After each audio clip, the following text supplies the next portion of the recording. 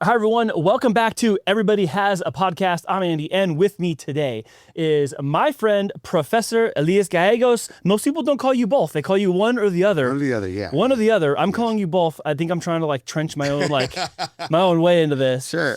You guys know him from his show with us called Grappling with Grace. You may or may not know that he also has a nonprofit. You may or may not know that he is also a local pastor and pastors many people. You also may or may not know that he recently just received his 5th degree black belt. He's been training jiu-jitsu for over 30 years and is well known in and out of that community. So Professor Elias Gallegos, welcome to the show. Thank you, brother. Thank you. Happy to be here. Hey, thanks for coming in. Of course. I want to talk to you about Grappling with Grace and kind of how that started. Yeah. The whole context of these shows is so people can see themselves doing podcasts too. Right, yeah. There's a lot of stigma around, I got to be somebody, or I got to sound a certain way, or whatever, before I can do a show, or it's going to matter, or it's going to make an impact on somebody. And really what I'm trying to do with this is to demystify all those things. Sure. And even if people don't use us, I want them to see their story has value, and that what God's done in their life, or what has been able to been allowed to transpire in their life is still worth sharing. Yeah. So I want to talk all about that today, because I know you have a lot of stories, and there's a reason why you've been bringing on the people you've been bringing on. Yeah, 100%. So 100%. welcome, and thank you for doing this with me. Thank you. Thank you for having me.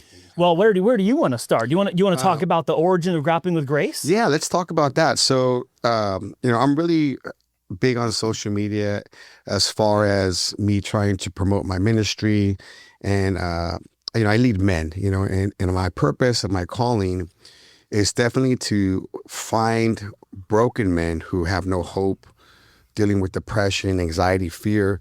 These men that no longer, twofold, maybe men that no longer want to go to church, or men that have never been to church. They feel like there's no hope for them, right? That's what my calling is. So I used to have a little segment on my Instagram and my Facebook called Pep Talk with Pepper. I used to go by, I'm almost embarrassed. I used to go by Pepper Brooks. It was like my moniker. It was we'll talk about that. Well, there's some people that only know you. Yeah. We'll talk about that for a second. Yeah, we'll get to that. Performance and alter egos and things like that, dealing with trauma. I used to go by Pepper Brooks.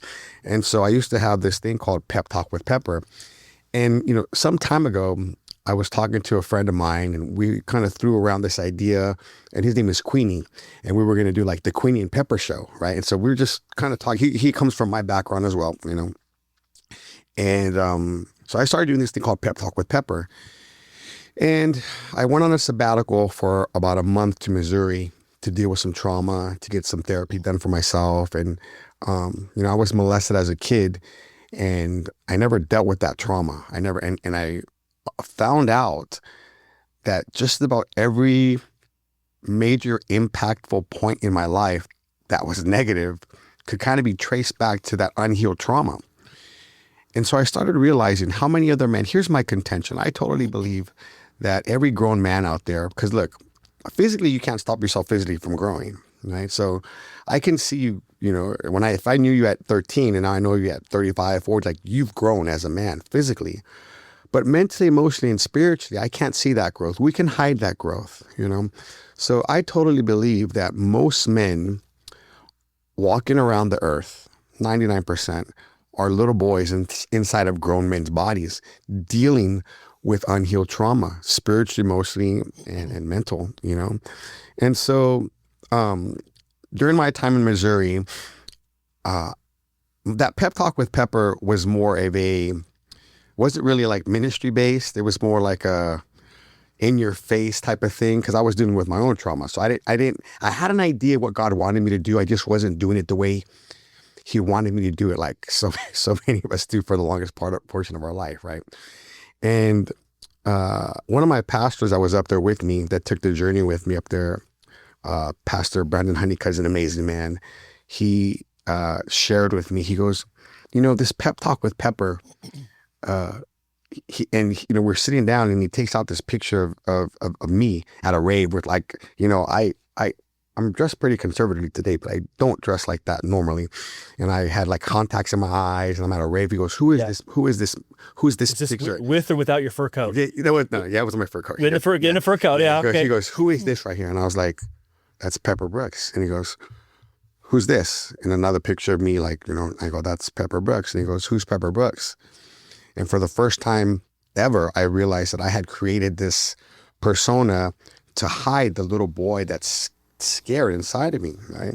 So with that being said, after some time up there in Missouri, I was on a farm with a couple of other pastors, just doing therapy, praying all day, visited different churches every weekend. I actually preached that was the first time I had preached in over 10 years at a little church in this little town that if you would have blinked, you would have missed the town. There was 12 people in the church. And that was the first time I had preached. And that moment was very special for me because there was a point in time where I had left church. I had gotten so hurt at church, and I told him, I vowed to God, I said, I'm never going to preach at church again.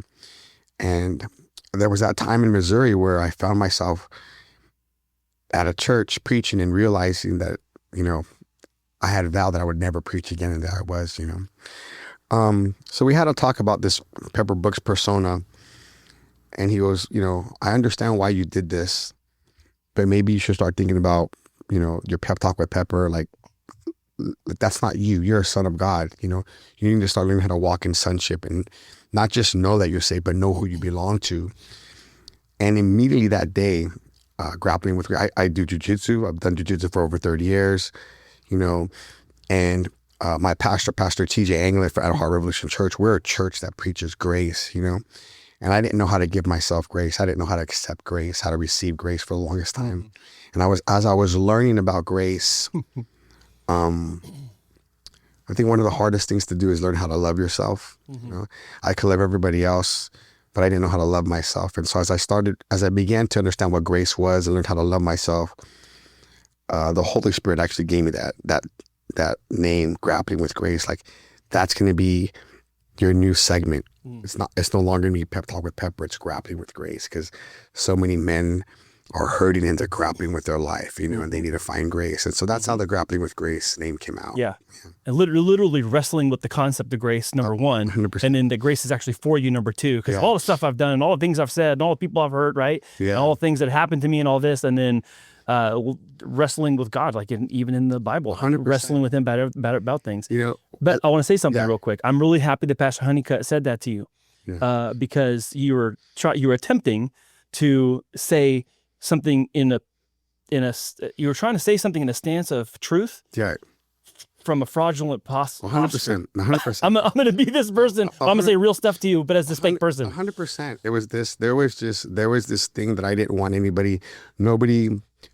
nobody knew the real me. The real me was a little fat boy. Well, that protects you. Yeah. It keeps you guarded. And we learned that. I learned that. But what do we see in the wild though? Yeah. All the plants and the animals with the wild colors are the ones you got to stay away from. Yeah. They're dangerous, right? Yeah. They're gonna kill you. They're gonna bite you. They're gonna sting you. And they're gonna poison you. Well, a big part of like of the tattoos and the tattoos were therapy for my trauma, but it was also the little boy inside, because we when you dig deep into this, why you do things to yourself.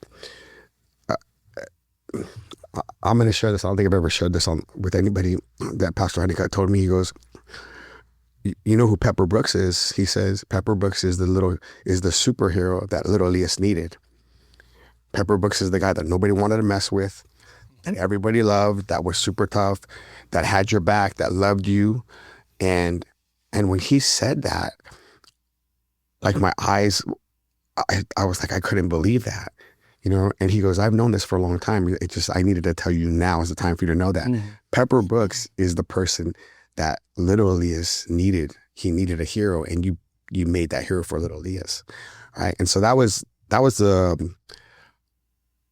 an eye-opening moment for me, because up there, and I also realized that I took all these tests up there, right? EQ tests, IQ tests, all this stuff.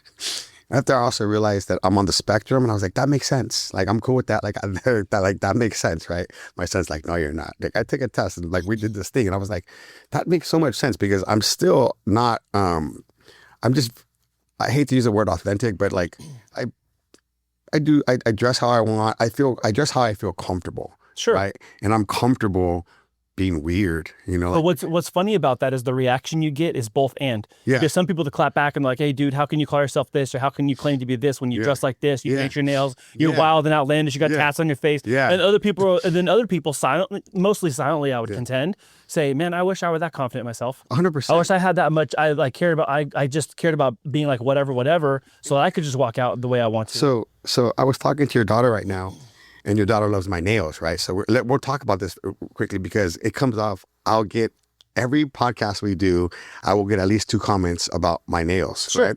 And one of the recent one was like, I see demons in you because of your nails. And I was like, I didn't know how to respond. I was like, okay. But, you know, your daughter asked me, she goes, oh, I love your nails. And your daughter shared an intimate moment with me on why she paints her nails now, you know, and I was able to share with the daughter. I said, look, she goes, why did you start painting nails? And I said, for the longest time, I dealt with severe depression, and I started painting my nails so I could feel happy about myself. Like, so I could see something happy, see something pretty, you know, and it's just a reminder of where I came from, you know? And so I understand people don't know my story. And here's the thing. People talk on the internet would never talk to me like that in real life. So I understand that, right? Also don't. Yeah. If you're thinking about it, definitely don't. That's a hard no. And it's funny. Write it only. It's funny because it's out there, and I totally understand. I take like a page out of Mark Driscoll's book where so many people will talk bad about Mark Driscoll and all these things. He doesn't answer. So, but here's what my social media manager told me to do. Always tell them thank you so it moves the algorithm. So the guys that make fun of my nails, thank you. Thank you. That's why I always tell you thank you, because it moves the hate comments. It moves the algorithm, because the algorithm doesn't know that they're hateful. They just knows that people are talking about it. Yeah. So and that's what that is, you know. But there's a lesson in that for other people in this space too, and I'm glad you brought it up. Or I'm glad we're talking about it, because you know one of the hesitations people have in like starting a show or being on camera or being online is like, oh, people will criticize me. Yeah. People are going to judge me. Guess what? They're doing that anyways. They do it anyways. They're doing it even if you're in person. You're not even on the internet, and you look like a clown, or you look like however you're at the grocery store or in the parking lot. They're talking behind your back anyways. Don't pretend like it hasn't happened to you or you haven't done it either. Here's what we could even go deeper, where people that are listening that have this idea of, I want to do a podcast because I have something to say. Even if it's just one person that listens to you, here's what I know. Here's what I believe. You know, you're here producing all these podcasts that I do. And something that we do before every podcast is we pray, right? And I firmly believe, without a shadow of a doubt, that the right person, even if it's one person, I'm making this podcast, that specific podcast, and I pray that the right person listens and hears and is moved. That's it. I don't care if it's 10,000 or one person, because guess what? We're getting hundreds of views on the podcast. On the shorts, we're getting thousands of views on the shorts. And we're getting tremendous feedback on it, because here's what I know. You know, if one person feels a certain way about something, there's a million other people that feel the same way. You just haven't met your community yet. Yeah. Right. And this is a great way to find your community. This is a great way to, you know, what's crazy is like, or the beautiful thing about having a podcast is, especially when I talk about like my trauma and how I dealt with depression and things like that, is you meet other people that are still dealing with it, right? And you're able to connect, and you're able to like share your testimony, and they're like, they'll get to my DM, hey, how'd you deal with it? What's going on? I'm like, hey, I'm still dealing with it, but now I'm walking in power. I'm walking with the Holy Spirit. And so I have good days and bad, and you're just able to build community. Well, and that's the thing about it when it comes to like starting a show or even hosting a show. It's like, okay, well, I hope that someone can be reached by this. Yeah. And then it's actually validated when you get those DMs and those, because you send them to me too. Like, hey, look at this message I just got. Look at this. And it's like random, it's random people. And sure. But is it random or not? Like it may not be random, right? Yeah, so in the big picture, again, if your heart is, I'm coming in and I don't care if it's one person or it's 10,000, and then you get that DM or that text message goes, hey, I will listen to the show. Thank you for saying that. Yeah, that really met me where I'm at, or I'm doing the same thing. Like that's exactly what you're doing. Yeah. So part of the lesson in that for people is like, listen, if your intention and your outcome is to hit numbers or to hit some sort of sales goal, whatever, like that's fine. You're going to measure your success by those things. Right. But if you're coming in with not even knowing who it's going to impact, but hoping that it will impact somebody, and then it does, that's your success track. Well, that's why I do interview style. Like I've been on like maybe 30, 40 podcasts just because of my story. People want to hear my story, right? And so I've been on like 30, 40 podcasts in the past 5 years. And for me, like I don't want to, first of all, it's long, right? I don't want to do a 3-hour sit down and talk. I'm not doing that. People don't have the time to listen to a 3-hour podcast. So for me, I have a specific plan. I'm sitting in front of somebody who is a expert in their field, and we talk about leadership. We talk about what does it mean to be a man, to find health, hope, and healing, to become the best version of yourself, mentally, emotionally, physically, and spiritually through the Word of God. Like, those are the parameters of the podcast. And there's like a functionality that I try to adhere to, and I know what I want because I pretend like I'm the listener. Like, I'm asking questions. Like, when I put these questions together, I'm like, what would the listener want to know? Right? Instead of just having a conversation, I'm interviewing them. I'm going to sound like a nerd right now. So do you know who Terry Gross is? No. Terry Gross from KPBS. So she has a beautiful voice. So, like, I fell in love with NPR, National Public Radio, years ago, right? And Terry Gross is probably one of the greatest interviewers of like the past 30 or 40 years. And the way she tells a story and asks questions, I was like, I want to be like her. Her voice is captivating.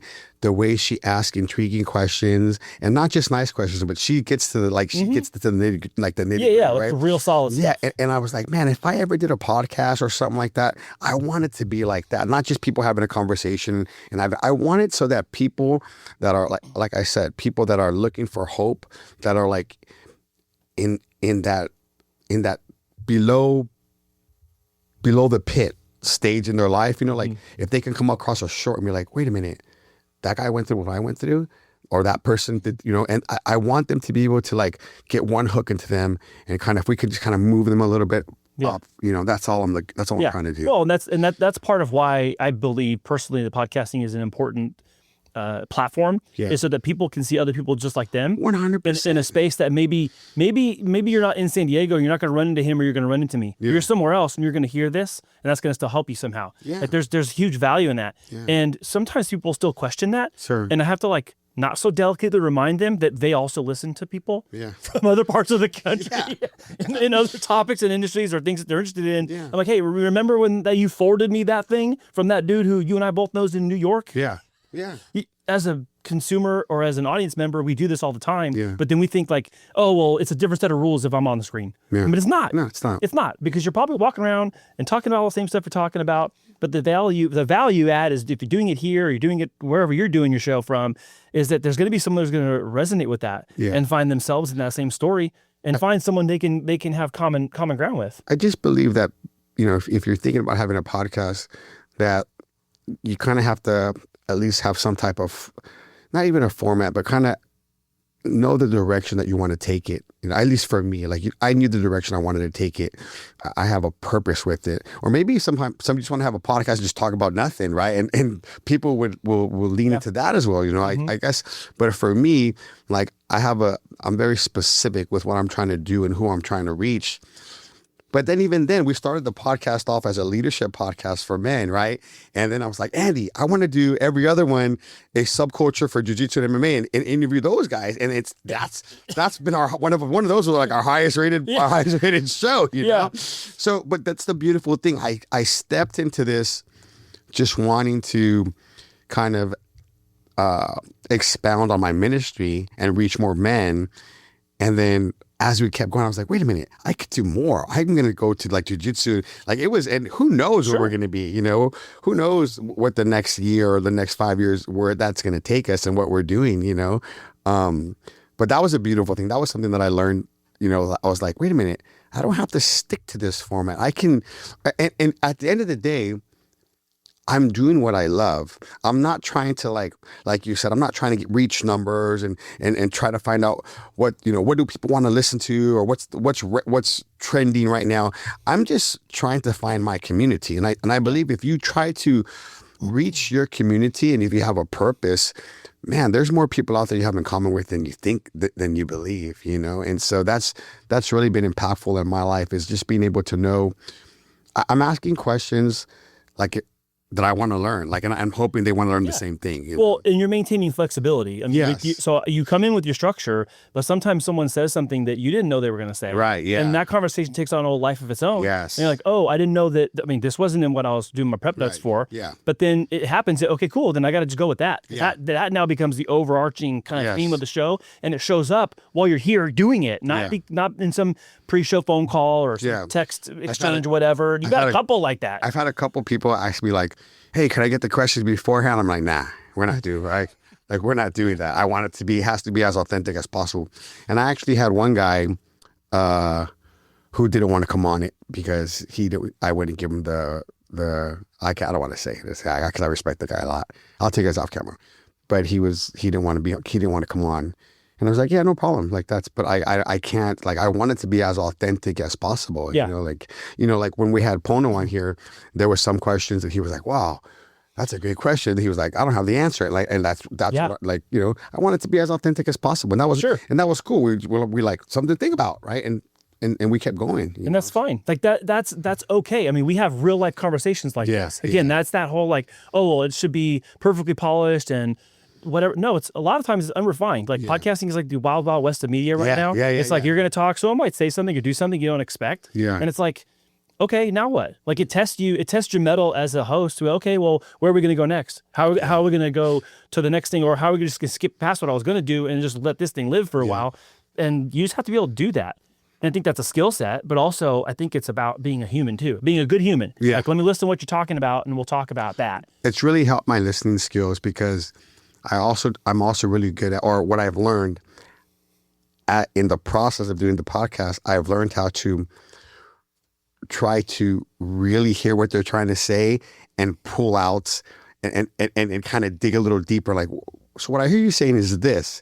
Yeah. And then like I'm getting really good at that because I'm doing so many interviews. Right. And so I could kind of see their facial expressions and kind of help guide them to what they're really trying to convey.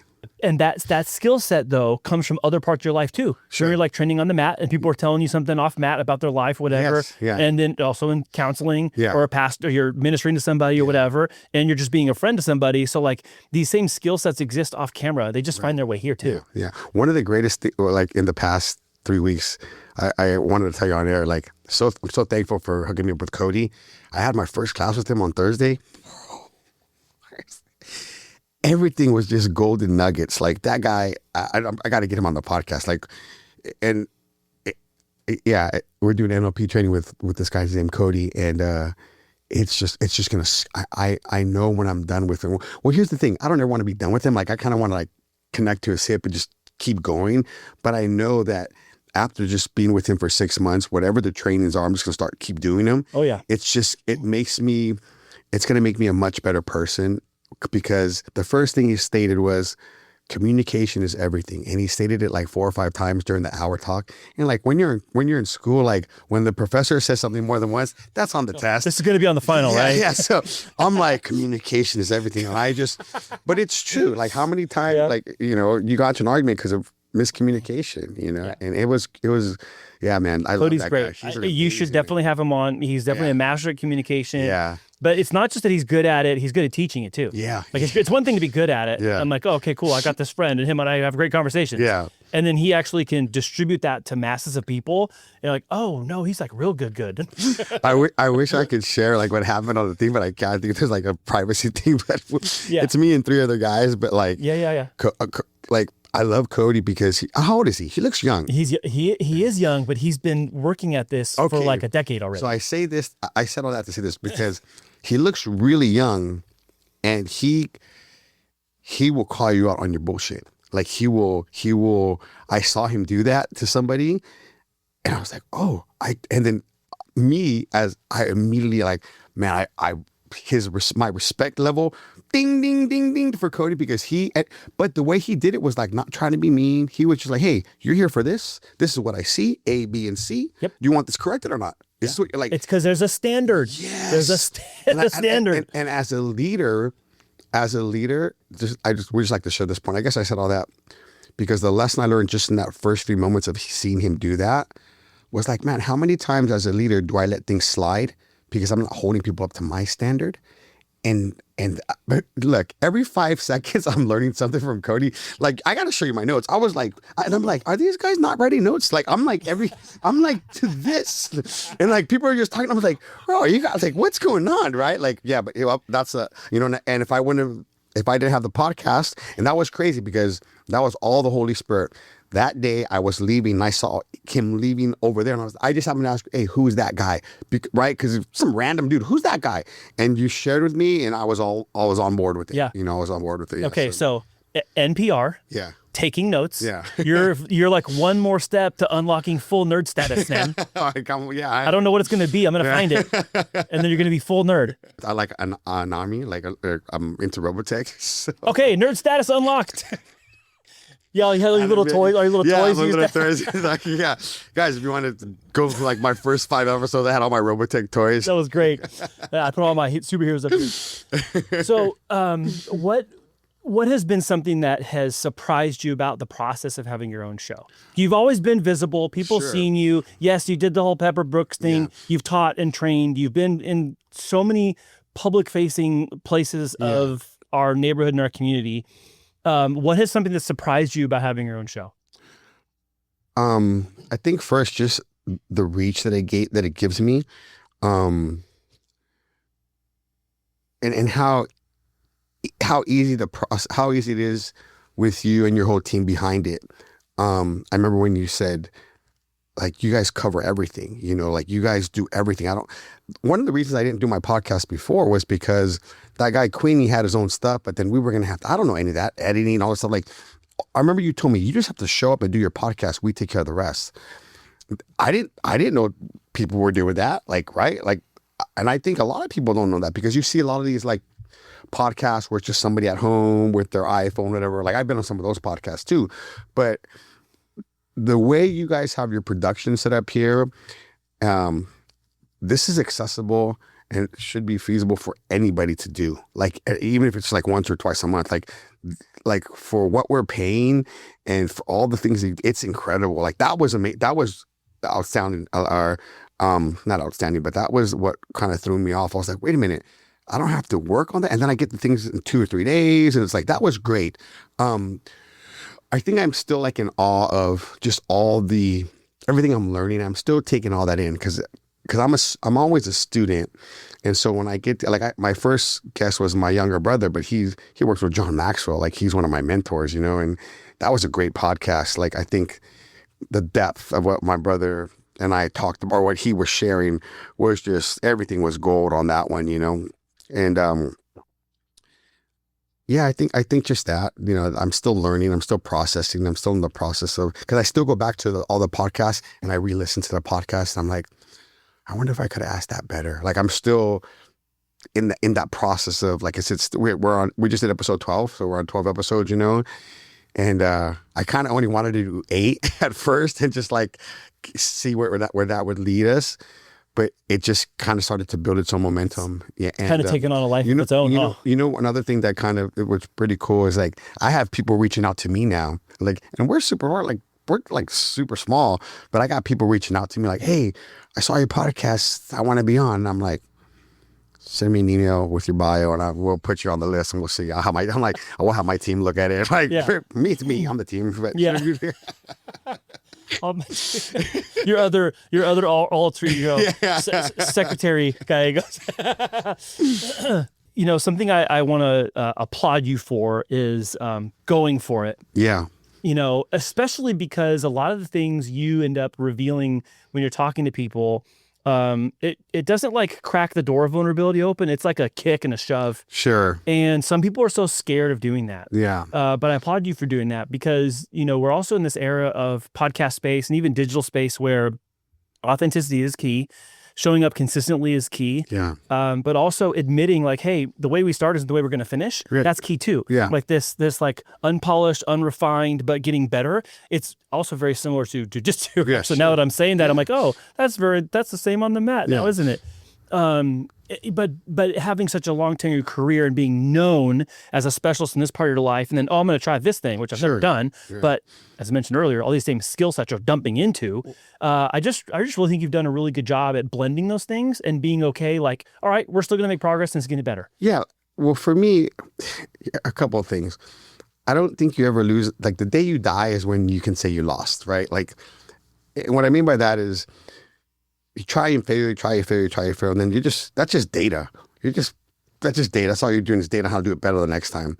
Like when you die, you can't do anything anymore, right? You're in heaven. For me, I believe you're the president, you're absent from the body, present with the Lord. So when you die, that's it. You can't do anything more on earth.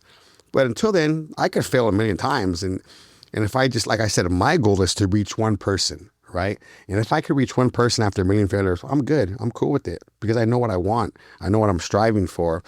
And I think that's really important for me to understand is like knowing what I want to, knowing what I'm striving for, if that makes sense. Mm-hmm. Yeah. What's something that you want to do that you haven't been able to do yet with your show?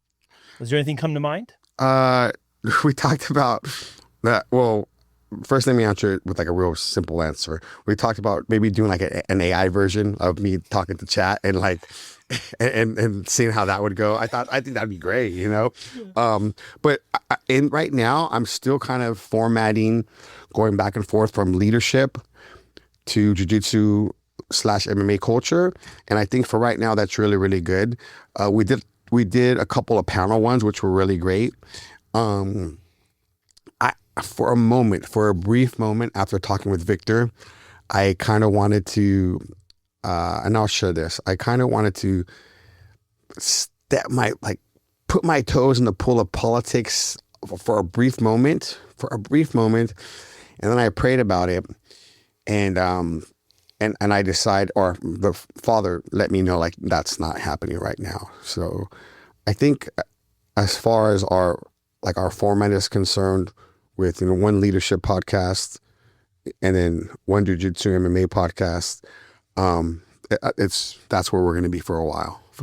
Yeah. Well, and you already got a foot in both of those camps anyways. 100%. So it's kind of like you're walking around embodying that all the time anyway. So I will say this. I have thrown the idea around where most of my guests have been men because my calling is to lead men, you know, but we do have a women's life group that we have at my gym every last Sunday of the month. And I am thinking about, I want to bring in some pastors, or I've been playing with the idea of bringing in like some female pastors that can connect with, you know, if you are a female that has a husband or a man or a spouse or a partner that is dealing with, you know, addiction, depression, anxiety, that is hopeless. Like, I'm kind of playing with things like that, but for the most part, I really wanted to be geared towards men. But as you grow, like as the tree grows, more branches come out, you know? Sure. So yeah, that'd be something I've been kind of throwing around in my head. Is there somebody who you've wanted to interview that like you just haven't been able to get on, or maybe like a dream interview, someone you're like, oh man, if I could get blank on the show, that would be like top of the mountain? No, not top of the mountain. I don't think so. For me, here's, again, because I know what I'm looking for, right? So what I'm looking for is helping men find health, hope, and healing, right? Through becoming the best versions of themselves, mentally, emotionally, physically, and spiritually. So I can always find experts in those fields, right, to come in. But like for me, so we kind of delved into this a little bit. Like I ask a funny question at the end, like, do you believe in Bigfoot and the Nephilim, right? And so I'm a real big so I'm really big into like the Nephilim and the Book of Enoch and like in UFOs and stuff like that. So like if I could get like Tim Alberino to come on this, or L.A. Marzulli, like that, like, and I think they're not too expensive. Like I could get them on. Like if I saved up money for like to get them on, like those are those guys you have to pay to come on. You know what I mean? Okay. But I would definitely do something like that to get Alberino on. Alberino's like he's like the real life Indiana Jones. He lived in Peru for a long time and he discovered a lost city and all this stuff. And L.A. Marzulli was like the first, like 21 years ago, I was at the Christian bookstore. Remember they used to have like Berean Christian Bible bookstore, whatever. They're having, they're in Hallows anymore, right? I remember going through there and seeing this book called The Nephilim, and I was like, well, I had no idea what it was, and I picked it up, and I was like, oh, it was like 25 years ago. I think they're at the house still. It was a trilogy, and I read it. I read it in 2 days, and I was like, what is going on here? Like the Great Deception, and I've been following L.A. Marzulli for some time now. So if I could get somebody like those, like that would be cool. Like that would be cool if I get L.A. Marzulli or Al Reno. That'd be cool to come on board. Mark this down for the show notes. Extra nerd points, right there. That's some extra nerdy stuff right there. Now we've gone from unlocked to grandmaster nerd, grandmaster nerd in a very short conversation. Yeah, it's okay. Hey, you closed that gap pretty quick, man.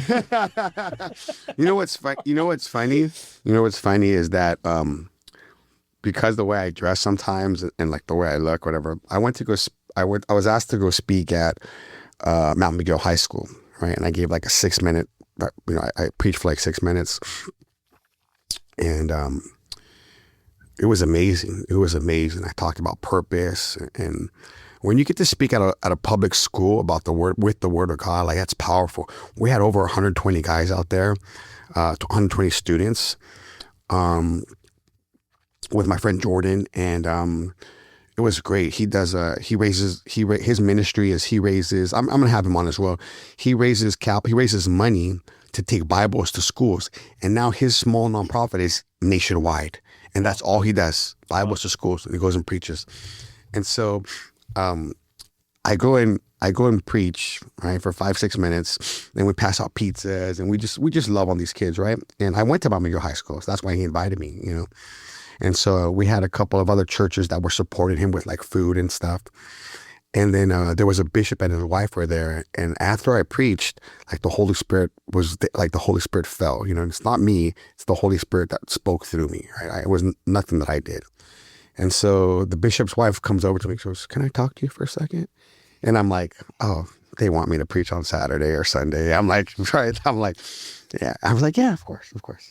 So she puts her arm around me, and then she turns me around to walk away from her. And I was like, I felt like I was in trouble, because this was like an older, like a bishop's wife, right? They like everybody's calling her. They were calling him bishop, you know, like bishop, right? And so she's like, she comes over to me. She goes, "Can I talk to you for a moment?" And I go, "Yes, bishop." And I'm like, I turned into the kid, right? Because I just have, first of all, you're in honor and respect, right? Yeah. But I'm not lying.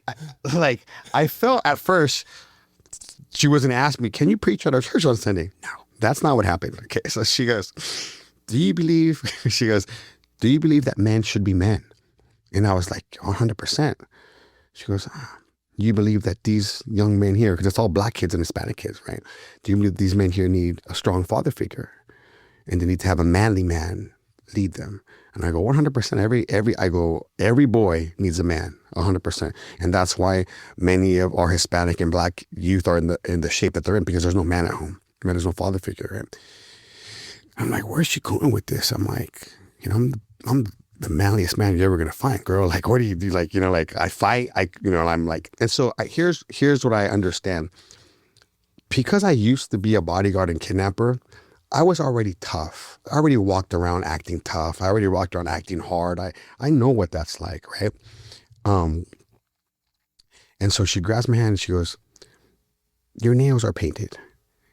And she didn't ask me why, right? If she would ask me why, I would have said like, yeah, because I dealt with depression and it made me feel good. And I kept doing it. You know why? Because other guys have asked me, and they're like, man, me too. You know, like you see a bunch of guys that sometimes paint their nails, and it's not because they're gay, right? Like it's because you don't know why they're doing that, right? Maybe the dad is getting his nails painted by his daughter, and that's the thing that they do, or whatever the case, you know. She didn't bother to ask me, but she goes, do you think you're representing being a man, painting your nails? And I was like, well, the Bible says, like, you're looking at me, but God's looking at my heart. I would ask you to look at my fruits. I was like, did you not hear? And I will confess, I was a little bit rude, because I was like taken aback. I was like, did you not just hear the message that was preached? Like, I don't understand. And then she goes, do you think you're acting like a man? I go, very much so. I go, I'm the manliest man you'll ever meet, including and then I said, including your husband. Like, because I was upset. Like, I was upset because I was thinking that this bishop would look at who had just heard the message that I preached, you know, nothing to do with me, but it came through me. And all she was focused on was my nails being painted, right? She didn't ask me why or anything like that, you know. And I was like, I caught myself and I said, Bishop, I'm so sorry that you feel that way, but I live in their grace. And so, and what did hurt me, I will share this with the audience, is that there was a Samoan church there and then the bishop's church. And during the time that we were passing out pizza and that I preached all the Samoan church, they were giving my number, everything was cool. And then the next day I sent a massive text message. Hey guys, it's because the Samoan church wanted me to go and talk, and like they were all about it. But I think they were connected to the bishop's church. And then what hurt me the most is like, I saw all these texts like red. I was on red, and then nobody responded to me. And I was like, hey, so I even called Jonah, hey man, like, he goes, they're just old school. Like, no, I get it. But you know what I mean? Like as a man, like I was hurt. Like I was hurt. I understood it, but as a man, I was hurt because I was like, you just looked at you saw what I looked like. Like that's the problem with so many churches today. Like guys will come in and people are like, it's exactly what the book of James tells us not to do. It's like not to look at how somebody dresses. Right. But it was cool. I understood it and I grew from it. But I'm not going to change. That's who I am. I'm not doing it to perform or it's not Pepper Brooks. That's just me. I like doing that, Mm-hmm. So I even had somebody in my church, a pastor's like, can I ask you something? He goes, the pastor goes, I'm not asking you because of me, but some guys are asking me to ask you. And I was like, are you lying to my face right now? Like, I was like, what? Dude, are you lying to my face right now? He goes, why do you paint nails? And I said, Pastor, because I can. And I walked away. I was like, I'm not, because I can. Like, the same reason you're about to get nail polish on your chin. Yeah, for the same reason you wear your construction boots, because it makes you like comfortable. I don't know. It's just weird. It's something I have to deal with, which I'm cool. It's either going to be my tattoos on my face or the nails, but I don't care. You know why? Because I'm reaching people that the suit and tie guy will never reach. Yeah. There's a purpose and there's a mission field for everybody. Like I would never wear a suit and tie. Like my neck's too big. I can't wear a tie anyways, So it's like I know who God wants me to go after. I'm on the street. I'm reaching those guys, and it's for a purpose. So I'm happy with it, You know what? I'm going to make you a custom tie, man. There's going to be 2 ties together, big enough to go around. That way you wear a tie once. Yeah. Or they'll just get the clip on. I had those when I was a kid. With like a pink t-shirt and then like I'm cool with it. Yeah. A blue striped tie. Oh my gosh. Okay. So what I want to ask you about how do I say it? I guess the right way to say it is this. I want to ask you, has there been a profound moment that's happened during a show that you still think about to this day? I know there's been amazing guests. You're 12 in, but like already at 12, you've had like notable people. You've had some crazy stories come up. Yeah. You even tackled the whole, a local problem with Jiu-Jitsu school and all that. So like, is there something that still like you still find yourself thinking about now where you're like, oh my gosh, I can't believe that happened. Or I'm so glad that happened. No, I think every one of my podcasts has one of those moments for me. Where I learned something new, or I was so amazed at something, or you hear somebody's backstory. Like with Ruben Torres, I've known him for a long time, but I didn't know that background. Bro, when he said he opened up for Run DMC, I was like, what? I was like, what? What? And then I didn't know he was a rapper. I was like, what do you mean you opened? I was like, I used to rap. What do you mean Run DMC? Is that some like low? No. The actual Run I was DMC. like, I thought that was cool. I was like, what? Like it just made me look at him in a different light, Yeah. He's like, you thought I was cool already? Yeah, right. And I was Check out how cool this is. Ruben Torres is like the Fonz to me. He's so debonair and and then Dude, that's a good analogy. He is like the Fonz. He's the Fonz. He's like, I used to call him like he was the Mexican Teflon Don, because the way he the way he dresses. I used to call him Teflon Juan. Dude, Teflon Juan. Yeah, but Ruben's a G, man. Just like when I gave him all the honor in the beginning of our podcast, I strive to be like him. I'm a KUSI Community Leader of the Year, and I won the Chula Vista. I got the Chula Vista Key to the City, or not Key to the City, but Chula Vista Champion. This dude has a day in California named after him. He has Ruben Torres Day. Yeah, bro. Your intro was like a whole episode. Yeah. Ruben, he's done so much, and that's with his nonprofit and all that he does. That's what I strive to be, is someone like that, where if you were to ask what do you do, he does what it takes, right? It's not he does so much. He doesn't just do one thing. And that's like a renaissance man. Like I want to be like that. Like, so I think that as I go into all these podcasts, I take a little bit of something from everyone and try to apply it to my life. Even with Pono, like with his tenacity, because he's a lot younger than me, but his tenacity is like the number 5 ranked power slap heavyweight in the world. Plus, he's like one of the best baccarat players, right? So just like that mindset It's of such him. a weird mix. Yeah, right. Right. It's just But you asked him, you're like, how can you just stand there and let someone hit you? yeah. Like that sounds nuts. But I think a lot of that is to like the way he grew up and just like wanting to prove himself to people, because we talked about that a little bit and wanting to prove that you are tough. That's a big thing that I did, maybe that's why I started doing jiu-jitsu that's why I stayed with it. I did it because I was kidnapping and bodyguarding, but like, why do you stay? Because you want to, I think for the longest time I was trying to prove something to other people instead of myself, I think every man deals with that at some point in their life. I want you to talk about how, how at this age and stage, it's important to step into these arenas because there's a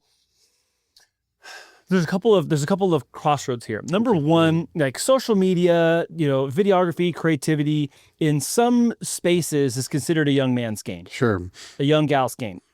On the other hand, one of the things that's missing so much from the generations to follow us is wisdom from older people, wisdom from elders and seniors, Sure. Whether they have grandparents and they just don't share it, or they don't have grandparents at all. There's no dad or mom at home. Right. You as a teacher, you're not allowed to bestow wisdom upon students anymore. Right. Your principal isn't the father figure. All this stuff that's been kind of evacuated from our like social experience as younger people. I want you to talk about how it's important that as you are in your 40s, your 50s, even your 60s or beyond, that you share space here so the wisdom you've learned and the stories you have is there for the next generation to experience, even if they've never met you. Yeah, 100%. I really believe that everybody has something to offer. And as you get older, hopefully you get wiser. That's not necessarily a default. Like that's not necessarily the truth. But those of us who have gone through struggles and overcome like Goliaths and mountains and valleys and whatever you want to call it, and you survived, you have a story. And I think anybody can learn from that story. Now, with that being said, I don't know that anybody will hear my story and like it will help them to like not continue to walk in their sin or whatever. But I think it's a learning lesson. I think for the most part, my story and what I deal with and how I share and the wisdom I give to people, it's been my experience that the people that I see that I'm able to help that I'm able to help more are people that are in the struggle and don't know where to go. They've tried to turn to God, but they turned to God in the wrong way, right? And so with my wisdom and my counsel, the way I've been able to do it, teach them about like grace and not performing for God and just surrender and everything. I find I can help.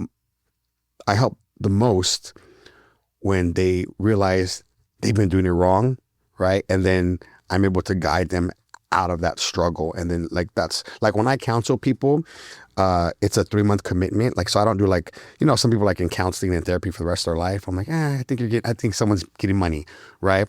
Now I'm all about like continually having mentors. I think you should have a mentor in every area of your life, like as I do.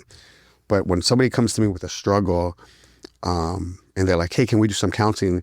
I'm like, no, we can't do some counseling. My counseling is a 3-month commitment. And if I can't take, I'm not saying everything's going to be fixed in 3 months, but if I can't take off this training wheels in 3 months and let you go on your way, I did something wrong. And so that's how I like to work my counseling when I counsel with people.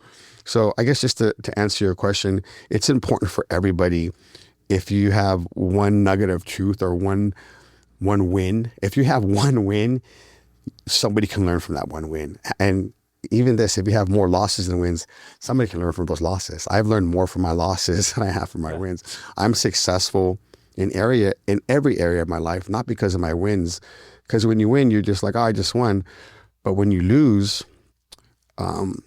You have to like recalibrate. You have to like go back to the drawing board and figure things out. And that's where real growth happens. Yeah. That's where real growth. So we can learn from people's losses more than their wins. Wins can inspire.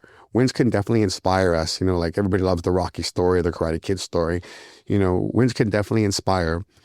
But I think when you see somebody that's lost over and over again and does not quit and does not allow those failures to stop them, that's even more motivation, you know? Well, yeah, I mean, everyone loves an underdog story, Sure. but you don't have to have an underdog story for it to be your story to be important. Right. Yeah. And I think 100%. there's value in that too. Like how many times do you see someone get handed a silver spoon and then they fail? Yeah. Or they inherit something and they don't know how to steward it. Yeah. Because they haven't been brought up into it. It's Most of the time, I think that happens because you don't understand the value of the money, right? Unless you're Sure. You see, or I'm sorry, it's just been I don't like using broad terms. I'm learning that from Cody. It's been my experience that people that are born with a silver spoon in their mouth, depending on their education, it's they're either going to make more money with that money or lose it all. And most of the time they lose it all. Right. You know, yeah. Yeah, well, and sometimes you have to lose it all in order to figure out what you did wrong because you don't see what you're doing wrong when you're doing it. Yeah. Right. And it's similar in creative space too. Like you have to try things. Yeah. And I think that's part of what I want people to take away from this is like you have to try things. Like, and even the way you start something isn't necessarily the way you have to finish. You don't have to be an underdog to start something. You don't have to have a tragic story to entice drama so people will watch you. Right. It's like just do the thing that you're already you're good at. Yeah. Do the thing that you already know you have gifted in, or you have a skill set in, or you've been bestowed something that you're supposed to steward and manage and supervise well and be a good director of. Like do that thing. Yeah. And if hosting isn't a thing for you, that's fine. Be a good guest somewhere. Yeah. Like just find someone who you think you're a fit for. Go be a guest and talk about what your story is. Talk about what your expertise is and share that value with other people, because as we like go down this path and things are more and more digital, we're getting more and more connected online and less connected in real life and in real relationship and real depth, except for, drumroll please, podcasting, except for this, like having long form conversations and people really knowing each other and being candid about it. I asked my professor, I was like, Professor, I gotta get you on the podcast. He goes, I'll turn into during the headlights. If I look at I go, it's just me interviewing you. It's just like people. I think people also have that that thing of like, oh, it's going to be on the internet forever, you know. But it's just a conversation. It's like, I got to get my professor on because he's got a great story too, you know. And I really believe every one of you guys out there has a great story. Like everyone has a great story, and we just need to. Maybe you don't know it, and we need to like dig it out, but. Everybody has a great story. Everybody can learn from everybody. I truly believe that. There are definitely people that I know feel like, oh my gosh, it's going to be on the internet forever. Yeah, that's right. Yeah. But the alternative, it's going to be there forever. Yeah. So whatever you have that's good to share so someone else can have it too. Yeah. Because I know on the receiving end, people have said things that they had no clue that in 2016 or 2022, Andy was going to see that clip, hear that interview, read that article, and it was going to make an impact on my life. You know, right? But it was there. And it had value for me. Yeah, you know, it's funny for me as I go back because on our YouTube page, the Gallegos Jiu-Jitsu headquarters, because that's where our shorts, that's where our YouTube, that's where our podcast is at, on the Gallegos Jiu-Jitsu headquarters page, and I have all of my old pep talks with Pepper, and I go back and I'm like, oh, like I used to cuss a lot the pep talks with Pepper, or I'm talking about like random stuff, but you can see the progression. You can see how I was like. My fiance always asks me, why do you listen to yourself all the time? I'm listening to myself because I'm trying to see if I was talking too fast. Like I'm trying to I want to get better at this, you know, we talked earlier, like I will never stop being a student, you know. I want to be a better communicator. So I'm meeting with Cody. I want to be a better interviewer, right? I don't want to stop learning and growing till like these guys put me in the ground, you know? There's really something to be said for that, because our greatest quarterbacks, what do they do after a game on Sunday? What are they watching Monday morning? They're watching footage. Yeah, footage. They're watching game film, aren't they? Yeah. And I constantly tell people this, like, watch your own stuff. Yeah. Oh, I don't want to. I'm like, no, you have to watch your own stuff. Yeah. Because how are you going to know what to change? You just want me to tell you what to change? Yeah. It's like, yeah, it's fine. I get you have a quarterback's coach, but you still have to watch it yourself so you can see the thing they're talking about. Yeah. You can't just hear about it and then know what to change. You got to watch it. And little rant from Uncle Andy in the corner. Go watch your own crap. We're making it for you. Watch it. Yeah. See what people are talking about when they're talking about XYZ you said, or the way you whatever, then you got to know what they're talking about. Yeah. So thanks for watching your stuff back, because that actually does help make you better. Again, another thing on the mat, like you have someone coaching you, but Yeah, if you have go someone, try it. you can see yourself doing the wrong move. That's what got you choked out, Andy. Then you can. I always tell guys at some point during the training, record a couple matches, Then you can Yeah. like you'll see things that you didn't, that you'll forget things, and then when you look back at the footage, you're like, whoa, oh, I did that. Oh, that's why he caught me. And it's just like I said, it's all data. This happened a long time ago. There is a image, there's a photo, and there's a video somewhere of Robert Draper just wrenching the crap out of him. And I was like red, Yeah, like yeah, his yeah. shirt. Yeah, And yeah. I'm like, oh wow, I really did that wrong, Robert Draper's a machine, dude. man. He Dude's- just kicked my I butt. think he's like 5-6 years older than me. That dude's like 10% body fat. He's like phenomenal. No, he's shit. like that dude's a unit. Yeah. But this was years ago, and I'm still saying it today. Like Yeah. this guy, he got me good. Yeah. But there's a picture of it. If I can find it, I'm gonna put it in the show. Man, I was so red. It looked like I was. He was always a tough row. Yeah. I only rode with him a few times because I would always get hurt. So, But dude, that was the day I got in the car. I'm driving home. I look in the rearview mirror. I'm like, whoa, what? Dude, I had a blood vessel on my eye popped. oh So wow. it's all red. Oh wow. Oh Okay, no, yeah. I got it real good. Yeah. Yeah, no, I'm not pretending like I did anything to him. I was the recipient of 100% of pain. Yeah. I didn't have 1% anything on that day. That was a bad day. That's why Robert's company's name is Smash Player. That's his company, Smash Player. Yeah, I got smashed that day. So one of my favorite interviewers is Larry King. Like, Okay, yeah. you know, for decades interviewed all the most important people in the world, Yeah, and pretty super person. so I've read a couple of books that were written about him when he wrote about himself, an autobiography, Okay. and like why he became an interview and all this. And I've kind of like borrowed / stolen 2 of his questions. So I'm going to ask you both those questions. Yeah, Is that okay? yeah, of course. So if you could share a meal with anybody dead or alive, who would it be? My grandpa. When my grandpa passed away, I wasn't doing good. And I didn't even go to his funeral. I was dealing with my addiction. So it would be my grandpa. What do you want to ask him? I just want to tell him thank you because like my grandpa was like John Wayne. Like I want you to think of somebody like John Wayne or Clint Eastwood or like those like mans, like manly men. My grandpa Johnny was one of those. Like my grandpa Johnny fell off a roof into a tar pit. He was a roofer. He was like back at work the next day. Like he was just one of those dudes to wake up in the morning, drink a beer. He had a handkerchief. And he was always just doing like man stuff, you know. And then I would just tell him thank you. Maybe just lay down on his lap and fall asleep. All right. So given the chance to stand in front of a large public audience of, 100,000 people, and I hand you a microphone, I know there's a lot of people you could thank. You just mentioned thanking your grandfather. Yeah. But if you could publicly thank somebody for anything, who would you thank and what would you want to say? Yeah, I would thank 2 people. I would thank my pastor, Pastor TJ, because I won't completely get into it, but at one point I lost the gym. And somebody else had taken over the gym, and I stepped away from the gym, and I was dealing through my addiction, and my pastor stepped in and said he would be the investor because he knew, he had seen what I had done with it before, and even in my addiction, I don't know anybody that would have like said here, like he came in with a substantial amount of money to save the gym, even while I was dealing with my addiction. So I wasn't even clean yet, and there was no guarantee that I was going to get clean in his eyes, but he knew, he saw something in me that he believed in, and allowed me to get the gym back from the person who had it. And we're doing good now, And the other person is my fiance, Fabiola.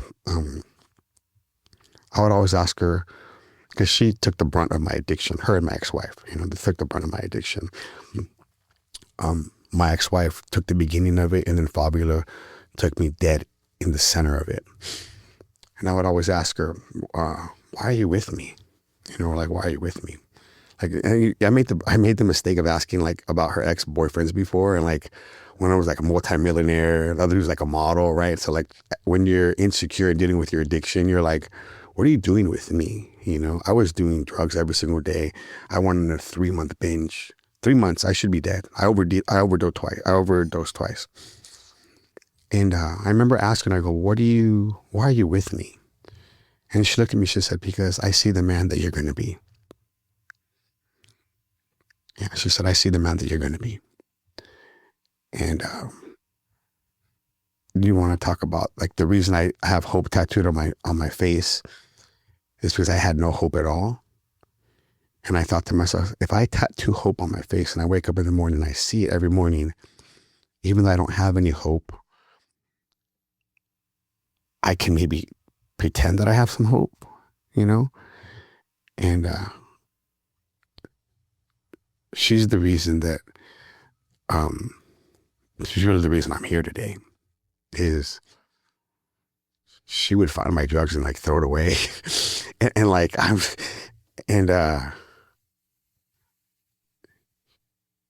I got clean for myself. But everybody left me. Everybody left me. And rightly so. Rightly so. Right? You can only hold on to somebody for so long before you see them. Like, you're not going to go down with the ship, you know?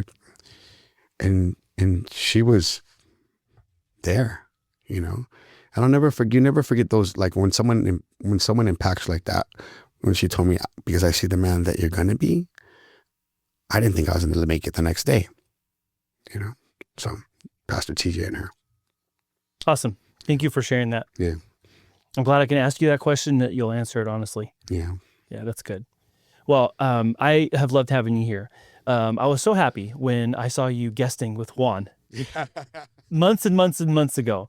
And I had just recently met Juan, May of 2025. So Juan and I are new to each other. Okay. You and I had not been new to each other. No. And I hadn't seen you in a while. It's been years. And you came on, and I just remember I was so excited when I saw you walk through the door. I was so glad you were here. I want to share, like, that day the Holy Spirit told me, don't leave without making a deal with Andy. Like, don't leave. And I was like, well, are you doing this? Does anybody do this? Like, I was asking these questions, like, yeah. And then, you know, we talked and you did that thing that was very special with me. And I just knew it was the Holy Spirit. You know, I just knew it was the Holy Spirit.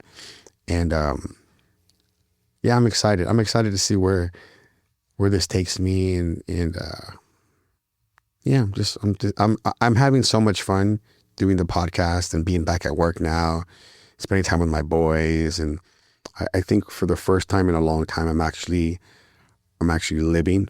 I'm not surviving. Just going to say, I think you're living life as it was intended. Yeah.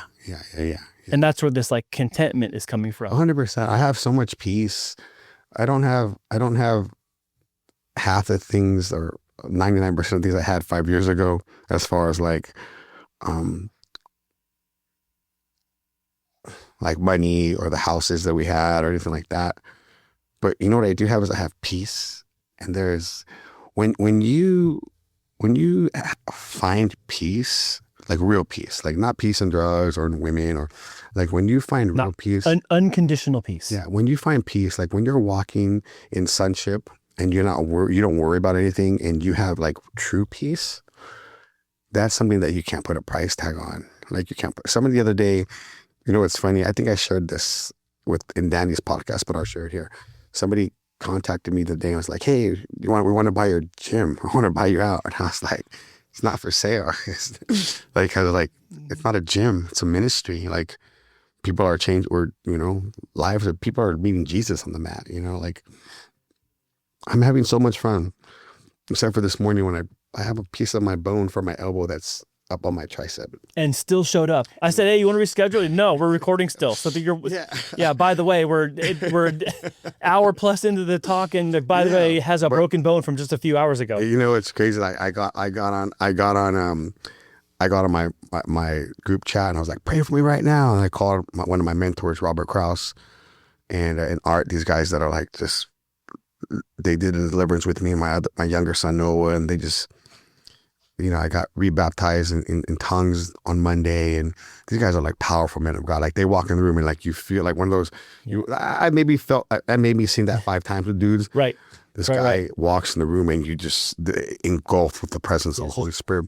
So I was like, can you pray for me? And so like, they're praying, and I'm like, putting it on, like, I'm just phone, come on. I'm believing like in faith. I'm like, what am I doing? I'm like, okay, I'm just like, you know, I'm doing this, and And like I couldn't look, so I couldn't do Text I message could I couldn't do this an hour ago, you know. That's amazing. I'm good, Yeah. you know, and was having pain right here, so it's a little it's sore, but like Yeah. I'm cool with it. Like before, I would have been in such a bad mood. Every time I got injured before, I was in such a bad mood.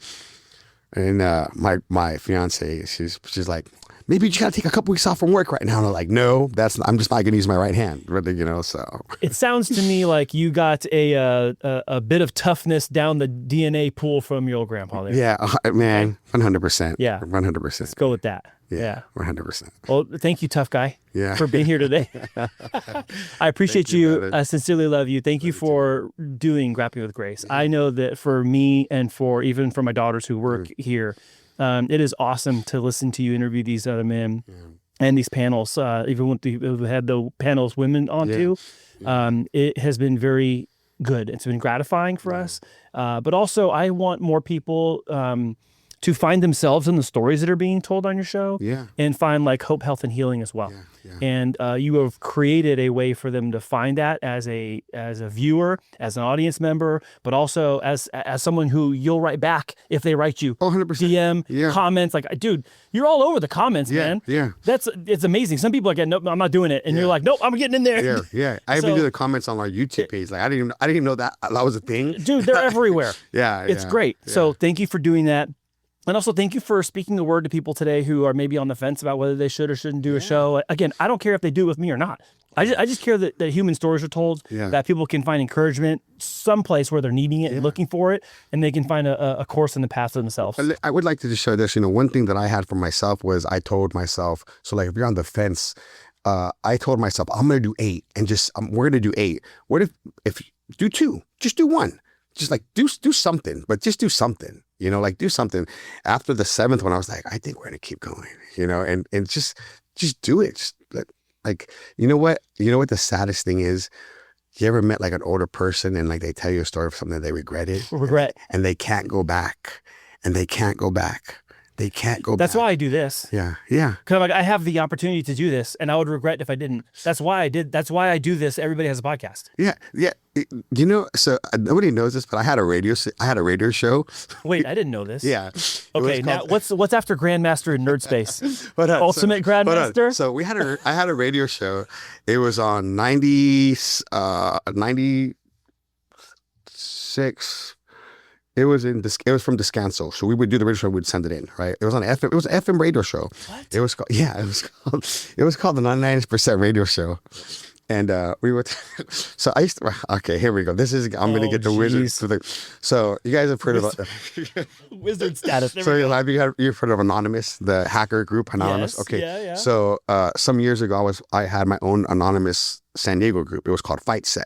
And so Anonymous is not just a hacker group. Anonymous is a group, it's a lot of people that do a lot of different things. We would do ops. We would go feed the homeless. As a matter of fact, I introduced my boys. There's pictures on my Facebook of taking my boys with our anonymous mask. And I had a group. It's called FightSec. And we would pass out food. We'd go and hug people. How old are you, Papa? Do you remember doing that?